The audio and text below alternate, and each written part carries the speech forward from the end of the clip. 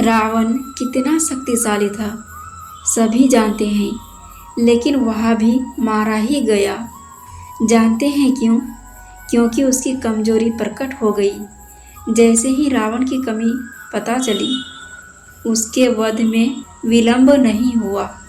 यह किस्सा इसलिए कह रहे हैं कि आपको अपनी कमजोरी को जाहिर होने से बचाना होगा। वह रावण हो या कोई और, जिसकी कमजोरी हाथ लग गई, दुश्मन उसे अपनी सुविधा से चलाने की ताकत पा जाते हैं। ऋषि, मुनि, सूफी, दरवेश इसलिए तो कहते हैं कि अपने जीवन में ऐसी कमजोरियों को जगह मत दो जिससे तुम्हें झुककर अधर्म करना पड़े, पाप करना पड़े। जीवन इतना सरल बनाओ कि उसमें कमजोरियों की जगह ही ना रह जाए। यह नियम हर इंसान पर लागू होता है। यदि तुम्हें सिर उठाकर जीवन जीना है तो अपनी कमजोरियों पर धीरे धीरे विजय प्राप्त करते चलो। मनुष्य के जीवन में तमाम उतार चढ़ाव आते हैं। कई बार विजय प्राप्त होती है तो कई बार पराजय हाथ लगती है। दोनों ही परिस्थितियों में एक बात जाहिर है कि आप तब तक जीत रहे होते हैं जब तक आपके दुश्मन के हाथ आपकी कमजोरी नहीं आ रही। आप तब ही हारते हैं जब आपकी कमजोरी प्रकट हो जाती है। हम सब बचपन से पढ़ते आए हैं कि लोहे की मजबूत चेन की मजबूती उसकी सबसे कमजोर कड़ी की ताकत पर निर्भर करती है। जीवन भी ऐसा ही है। इसकी विजय पराजय इसके सबसे कमजोर पक्ष के सामने आने पर निर्भर करती है। हर महापुरुष इसलिए कहता है कि अपनी कमजोरियों पर विजय पाओ ताकि कल तुम्हें कोई मजबूर न कर सके। कूटनीति कहती है, अपनी कमजोरी को इतना ढको कि यह विरोधियों की नज़र में न आए, क्योंकि यह जैसे ही उनके हाथ आई, आपका शिखर धरातल पर दिखाई देगा। जीवन एक युद्ध का मैदान है जहाँ शांति और समृद्धि के लिए संघर्ष चलता रहता है। जो संत प्रवृत्ति के हैं वे शांति के लिए संघर्ष कर रहे हैं, और जो सांसारिक प्रवृत्ति के हैं वे समृद्धि के लिए संघर्ष कर रहे हैं।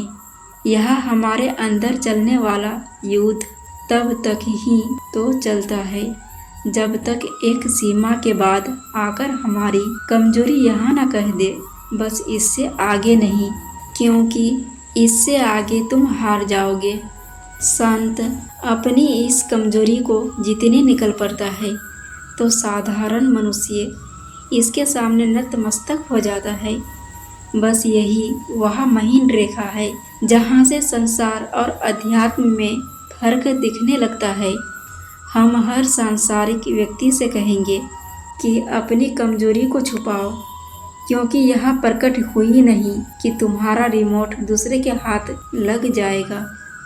दूसरी तरफ आध्यात्मिक व्यक्ति से कहेंगे, अपनी कमजोरी पर विजय पाओ, क्योंकि कमजोरी पर विजय पाए बिना कोई भी अध्यात्म मार्ग पर नहीं चल सकता है। साधारण मनुष्य को अपनी कमजोरी को दुश्मन की नज़रों से बचाना होगा, और आध्यात्मिक मनुष्य को अपनी कमजोरियों को प्रकट होने से पहले हराना होगा। दोनों सूरतों में कमजोरी का प्रदर्शन घातक होगा। अपने इर्द गिर्द देखिए, जो चमक रहे हैं उनकी कमजोरी संसार के हाथ लगी नहीं, और जो बुझ चुके हैं उनकी कमजोरियों पर संसार ने उन्हें रोक दिया है। इसलिए दूर तक चलने के लिए पहले तो कमजोरियों से बचिए, उसके बाद इनको जाहिर होने से रोकिए, तभी सांसारिक या आध्यात्मिक कामयाबी की राह पर दूर तक जा सकेंगे। जब कोई आपकी कमजोरी का इस्तेमाल आपके खिलाफ करता है तो उससे बचना चाहिए, क्योंकि हेर फेर करने वाला व्यक्ति, जिसे मैनिपुलेटर कहा जाता है, नियंत्रण में रहना चाहता है। वे आमतौर पर भावनाओं को पढ़ने में बहुत अच्छे होते हैं, लेकिन इस कौशल का उपयोग आपकी कमजोरियों को पहचानने और आपका फ़ायदा उठाने के लिए करते हैं। हेर फेर करने वाले व्यवहार का अंतिम लक्ष्य होता है व्यक्तिगत या पेशेवर शक्ति को हासिल करना। फिर मिलेंगे दोस्तों अगली वीडियो के साथ। तब तक के लिए जय श्री कृष्णा।